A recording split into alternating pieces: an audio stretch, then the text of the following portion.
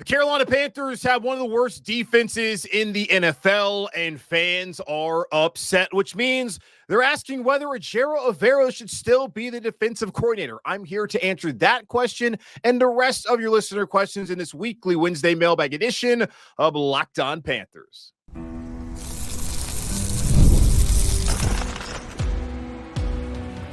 You are Locked On Panthers, your daily Carolina Panthers podcast. Part of the Locked On Podcast Network, your team every day.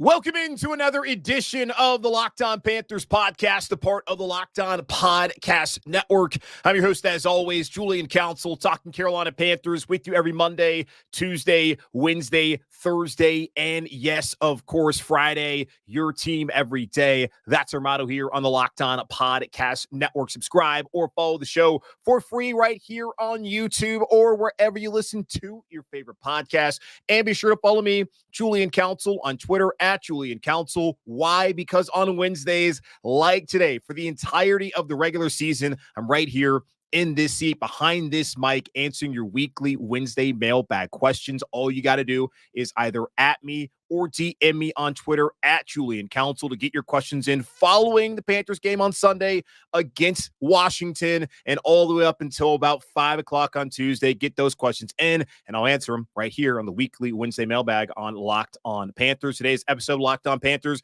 is brought to you by FanDuel. Place your first $5 bet and you'll get started with $200 in bonus bets guaranteed. Visit FanDuel.com to get started today.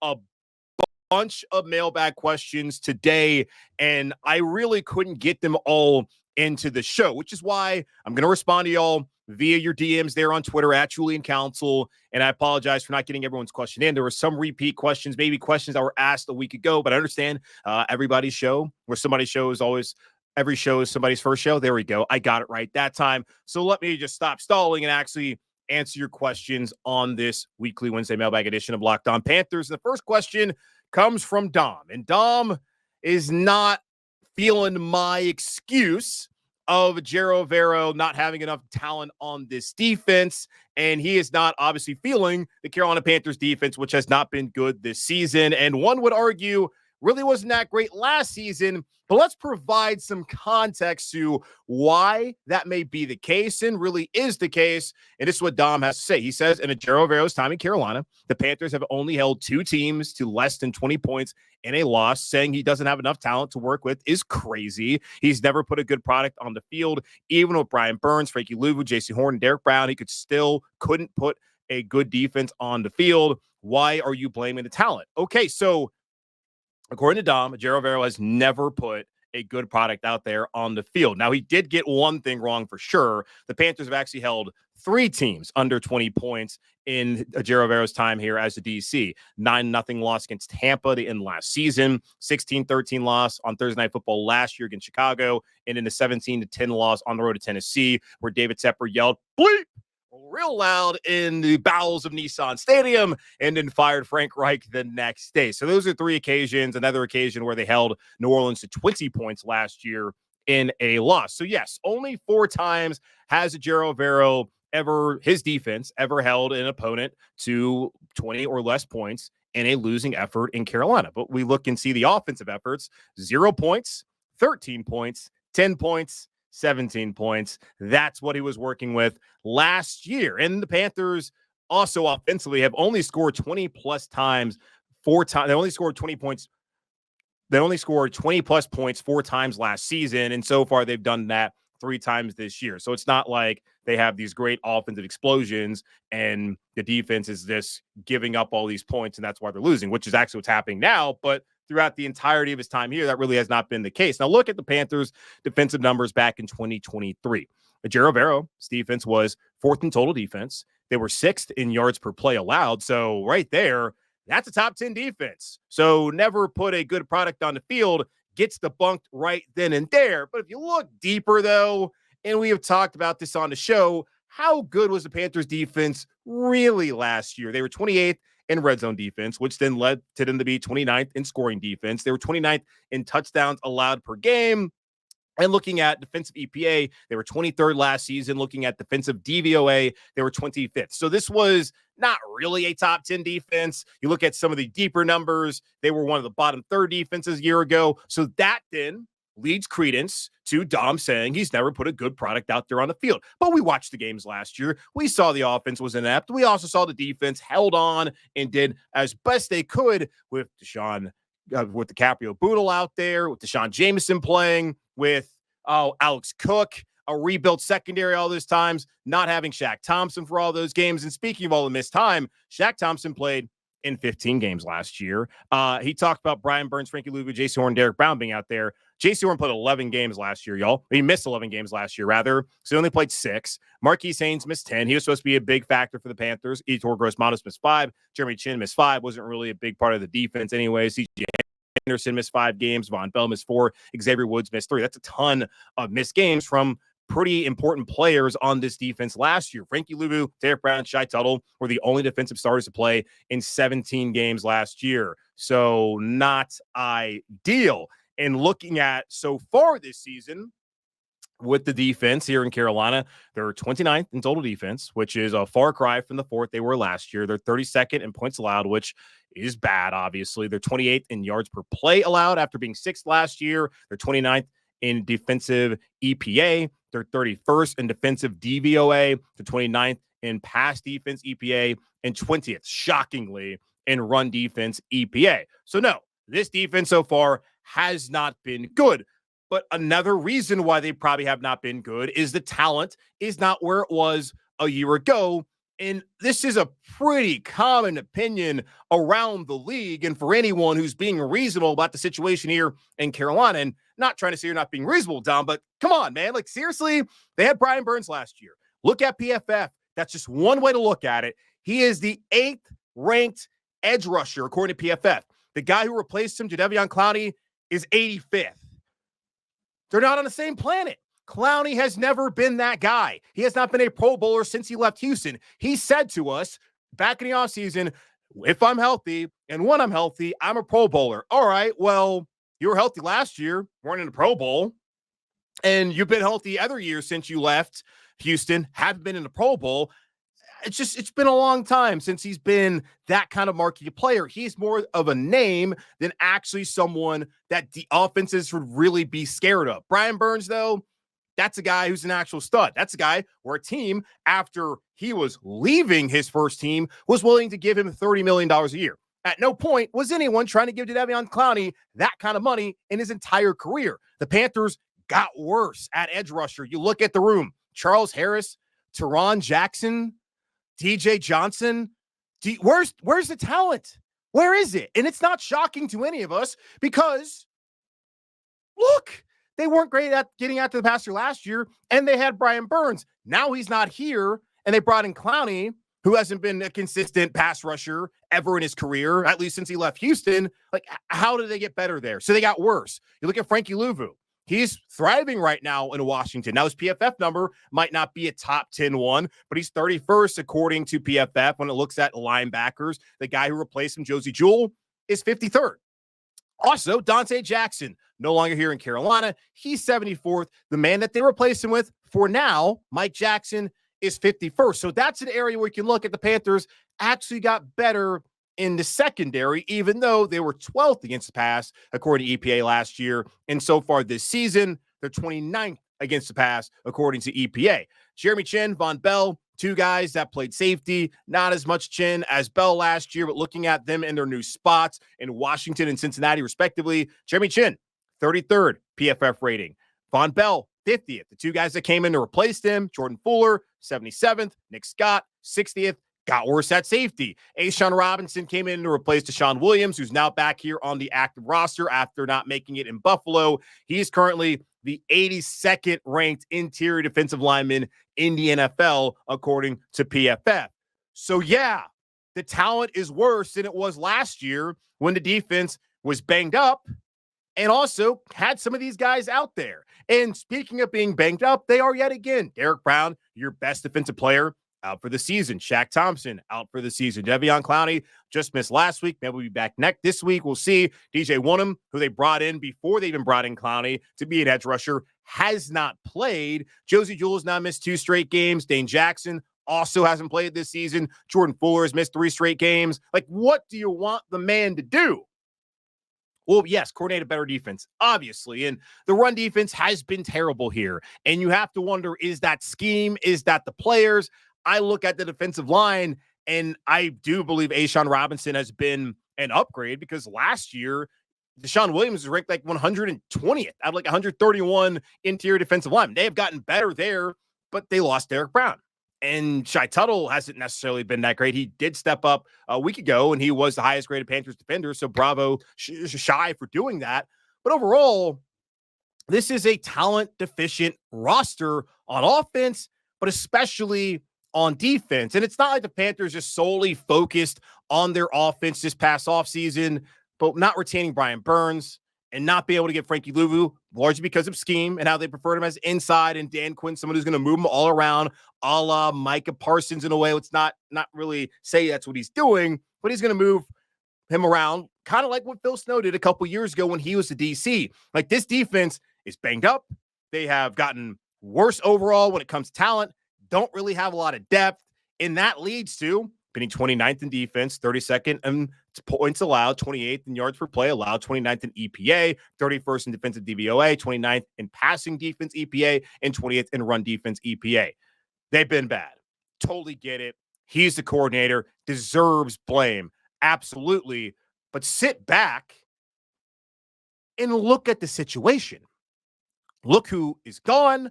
Look who has come in. Look what they have done or really not done. Look at all the guys that are injured, and then ask yourself, how good should this defense actually be? I think they're kind of right on par where they should be, considering the injuries. And I thought they would be better than this, especially against the run. But when you consider that Shaq's out, that Derek's out, ain't that really that surprising now that they're terrible against the run and then Clowney doesn't play a game? So, yeah, man, it hasn't been good. But to say he's never put out a good product on the field, that's not true at all. The product hasn't been great, but, I mean, they have had good games. This year, not so much. But there's a reason why it hasn't been consistently good. The injuries and, well, yeah, the lack of talent. So appreciate that question, Dom. We did have a back and forth, and he did make some good points from the other things we said. I kind of just stopped replying because I'm going to do this on the show right now, and I needed more time to go out there and put all this context out there for you, the viewer and listener. So, yeah, Ejiro Evero hasn't been good this year. But you fire that man, and I bet he would love to be fired so he can actually go to a team with real defensive talent and an owner who's not going to hold him hostage, where he would have gone probably to Green Bay or Los Angeles had he been allowed this offseason. But he's here, and now you're blaming him because they didn't re-sign their defensive talent and they had injuries again. And, well, yeah, this is what you get. All right, take a quick pause here, come back, and I'll answer more of your weekly Wednesday mailbag questions here on Locked On Panthers.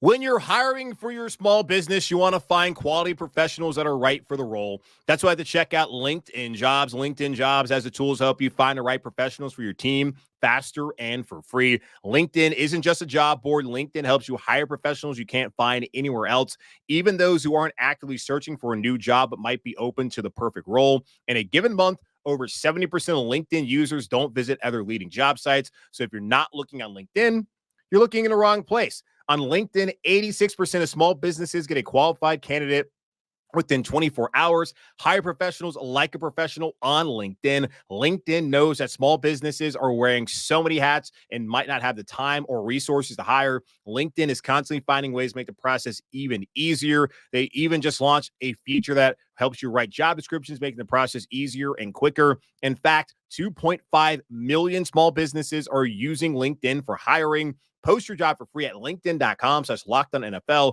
That's linkedin.com/LockedOnNFL to post your job for free. Terms and conditions apply.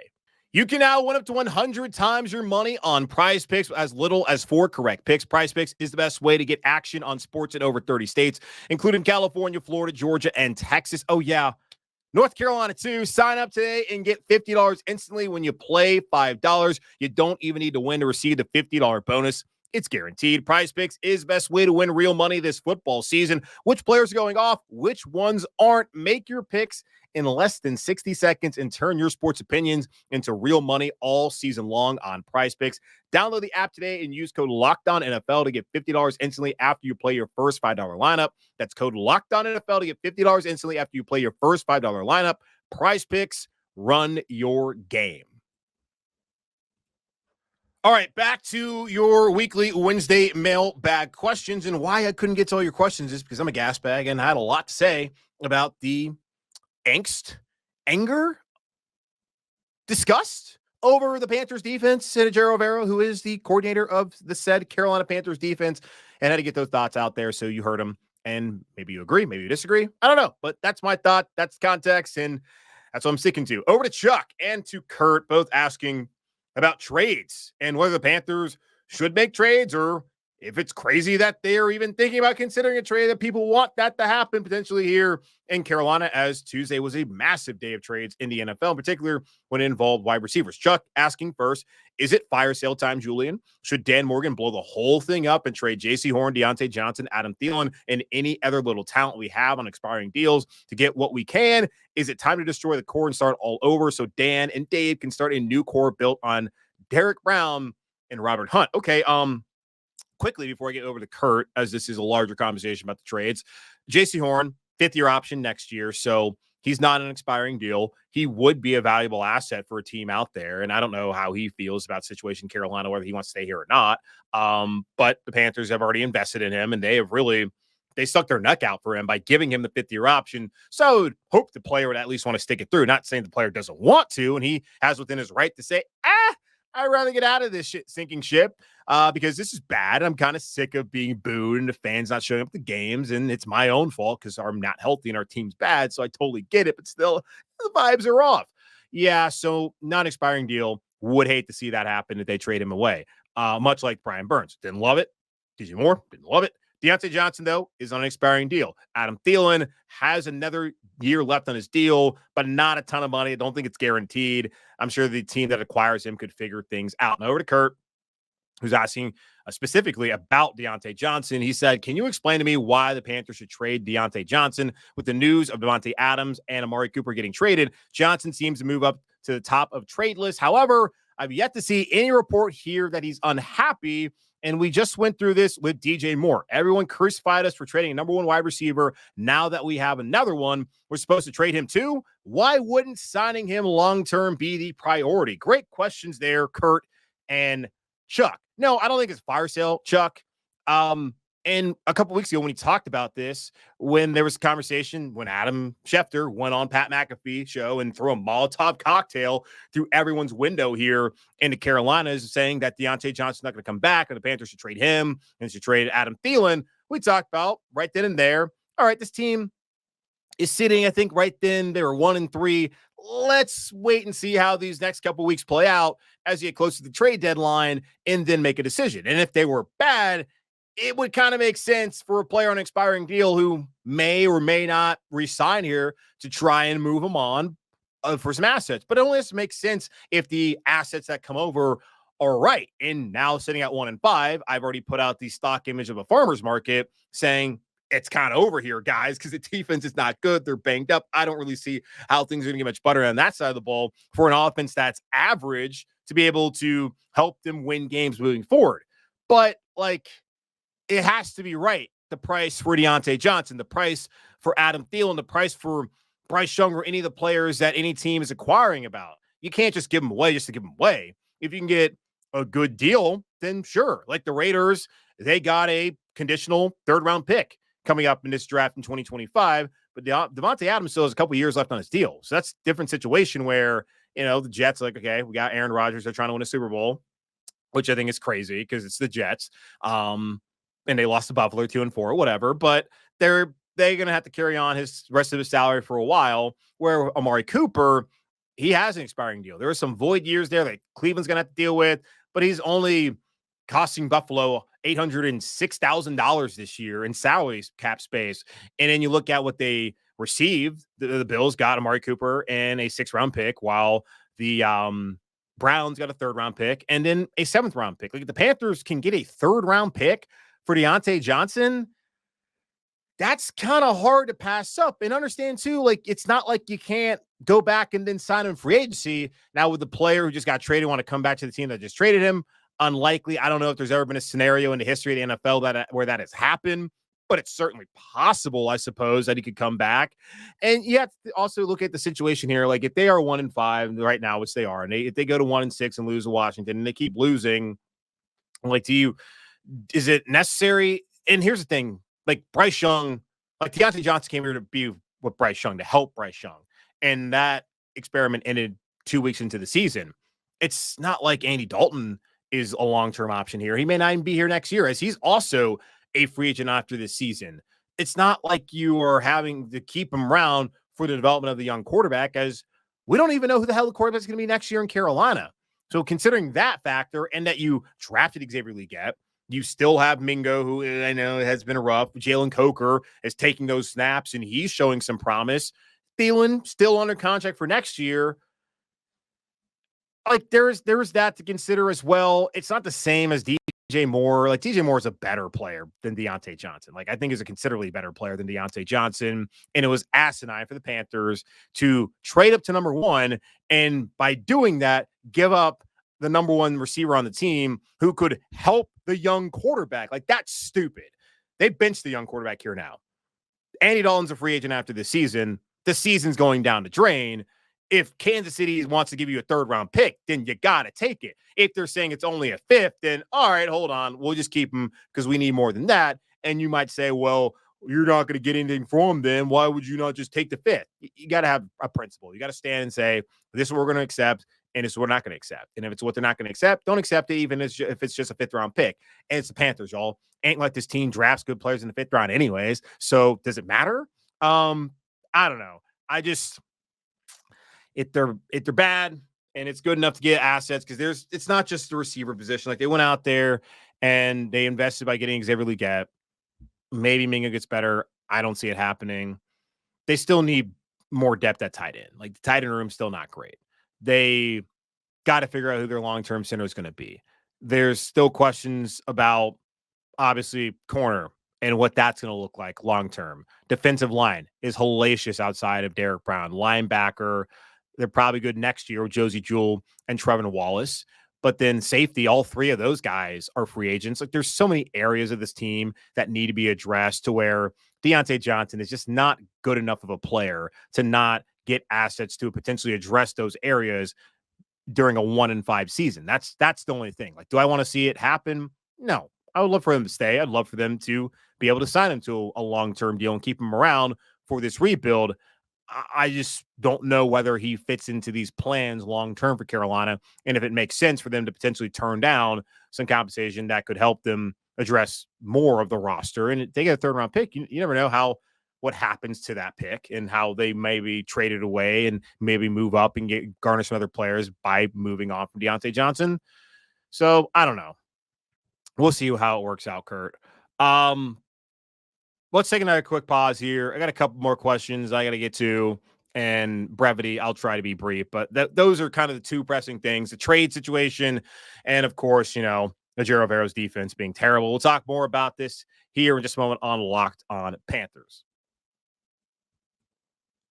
Hey, NFL fans, you can start the season with a big return on FanDuel, America's #1 sportsbook. So when you get a hunch in the middle of the game, you can check out the latest stats, view live play-by-play, and so much more on the same page where you place your bets. And speaking of bets right now, looking at the line, on Sunday, 4:05 Eastern time against Washington, the Panthers are staying steady as a 7.5-point underdog. And again, just cannot believe that's where we're here right now. They're plus 295 money line, and the over-under is set there at 51.5. Wasn't it at 52.5 yesterday when we spoke? So that's gone down for the 2nd week in a row, and I think the over feels like that's what's going to happen. Both defenses not great. Both offenses certainly can score some points. So potentially there's a bet for you there. You'll get started with $200 in bonus bets guaranteed when you place your first $5 bet over there at FanDuel. That's FanDuel.com, America's #1 sportsbook. Okay, gonna try to be rapid fire here with these questions as best as I can. As again, I'm a gas bag, and it's hard for me to just get to the point sometimes. But there's a lot to go over. There's so much context, and I gotta tell you these things. So I apologize, Fred. The Jets granted Hassan Reddick permission to seek a trade. All right, let's do that again. Fred, the Jets just granted Hassan Reddick permission to seek a trade. Got it myself in the middle of the show, y'all. Should Carolina look to bring him back for much needed pass rush support? Pass rush support. Say that fast 15 times. Or should they pass based on the amount of money he would command immediately for a long-term deal? Yeah, Hassan Reddick's agency dropped him, and then he hired Drew Rosenhaus. And then we found out on Tuesday, the Jets are saying, yeah, all right, man, we got it. You don't want to play here. Go ahead. Go see if you can find a trade. If you can, and it works for us, we'll do it. Just in general, Fred, and Fred's not really a fan of doing this. He thinks it's kind of dumb. The Panthers are a 1-5 team. A 1-5 team trading for a pass rusher who wants a new deal, as that has been what's been reported. He wanted a new deal from the Jets after they traded for him from Philadelphia, and the Jets weren't willing to give it to him. They wanted to go out there and play, and then maybe they'd give him the money, but he's like, I ain't showing up until I get my money. I don't know whether he still feels that way for whatever team acquires him. But Hassan Reddick, he's 30 right now. The Panthers weren't even willing to give a 25-year-old Brian Burns a contract.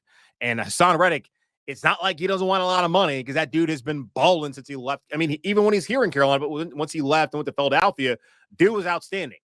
No, there makes no sense at all to keep trade assets for Hassan Reddick and then give him a big deal when he's about to be over 30, when you could have just done it with the homegrown dude back this past year. Jake. Hey, Julian. Hey, Jake. He says that I hate to sound like a pure pessimist. Those are Jake's words, y'all. But is this the worst position the Panthers have been in roster-wise in their 30-year history? When I look at this team, I can't see a position that doesn't need upgrading, and it's brutal. Okay, so Jake understands, and he said he's not trying to be a pessimist, but he understands that the roster talent is lacking. We're at the top. Dom's like, what are you saying, Julian? You're insane. You're telling me there's not enough talent for Ejiro Evero to go out there and to put out a good defense? That's what I'm saying. And Jake agrees. And a lot of people all around the league also look at the roster and are like, ugh, what is this? John Ellis. I haven't spoken to John in a while. He put out this tweet on Monday, and this was shared to me by one of our listeners, Stone. Between 2015 and 2022, the Panthers selected 61 players in the NFL draft. 11 of those 61 remain on the roster today. Shaq Thompson, who, of course, is done for the season, probably done permanently in Carolina after suffering that Achilles tear. Taylor Moton, he's dealing with a triceps injury, could be back on Sunday, maybe not. Marquise Haynes, who 2 weeks ago wasn't on the roster, is now on the roster again. So I don't know. I guess you can count that one. Ian Thomas, who just got off of IR, and, well, Ian Thomas. Derek Brown is also out for the rest of the season, but is an outstanding player. Chip Hubbard, who's having a great season so far. Tommy Tremble, who has been banged up also this year. Brady Christensen, who wasn't a starter, but now is a starter because the guy who was starting is out for the season. J.C. Horn, who has also been solid so far this year. Cade Mays, who also wasn't on the roster this time a week ago, but is back and doesn't really count. He got cut. Amari Barno is on PUP after tearing his ACL last year, and Ike Ekwonu is a starter. So looking at all those guys, you really kind of look at it and see why the Panthers are in this position. And Shaq's been a good player. Moton's been a good player. Derek Brown, obviously great player. Chuba Hubbard's been a good player for them this season. And even when he's been called upon as a number 2 back in the past, JC's been a good player when he's been out there. It's been up and down. But of all those guys, the only one that's been a Pro Bowler is Derek Brown. So you have 11 of the 61 still on the roster, and only one of them has become a Pro Bowl player, and that was in an alternate situation, which is still ridiculous. She just should have been a straight up a Pro Bowler. I looked at some of the other players that were drafted between that time that I would consider as hits. Jeremy Chin, he was a hit. Once they changed DCs to Ejiro Evero, he didn't know how to utilize him. He got hurt last year. It sucks for all of us and for him, but now Chin is starting in Washington in a better situation. Brian Burns, obviously, massive hit. DJ Moore, obviously, massive hit. Diontate Jackson, they hit on him as well. Had his injuries, but he started, was a good player. Chris McCaffrey, obviously the best of those dudes that they even drafted. And we know how that situation played out. Curtis Samuel, also consider that a hit. James Bradbury, also another one that they hit on. And Like Chen not being here, I feel like that's solely based on who the DC is today. Brian Burns, that's based off of the thirst for a quarterback and all the bad decisions made in the past. DJ Moore, thirst for a quarterback. Christian McCaffrey, thirst for a quarterback. Diontate Jackson kind of felt like it was time. Curtis Samuel, yeah, I understand that situation as well. There's other guys who are focused on James, and also thirst for a quarterback. James Bradbury, also one of those things where like it was kind of time, and there's other opportunities out there for him. So yeah, the roster's not a great spot. The Panthers have proven that they can draft players. They don't necessarily hit on a ton of those guys in the same draft class, but maybe things will get better now. Dan Morgan, Kyle asking, do you believe in Brady Christensen possibly being the long-term center? Grady Jarrett for the Falcons recorded 0 pressures, which is only the second time in his career. Seems like he did a pretty good job. Just need the money to re-sign him. Yeah, big opportunity for Brady and for him here in Carolina, but also outside of Carolina, as teams are going to evaluate him as a center. He has been moved around from tackle to guard, now to center, and you have to wonder if you're an NFL team with him going to free agency, like what position does he play? Now he's going to play center. He gets an opportunity to prove that he should be the guy in Carolina. But also, if a team out there is interested in him being the center, then there's a spot for him. Now, understand this too. This staff really likes Austin Corbett and the leadership he provided, and he was playing, I think, solid football. He's only the 21st graded center, according to PFF so far this season. But still, that's a guy that they really like, and don't discount the fact that he may come back and play here in Carolina again next season. But big opportunity for Brady, both here and outside of here.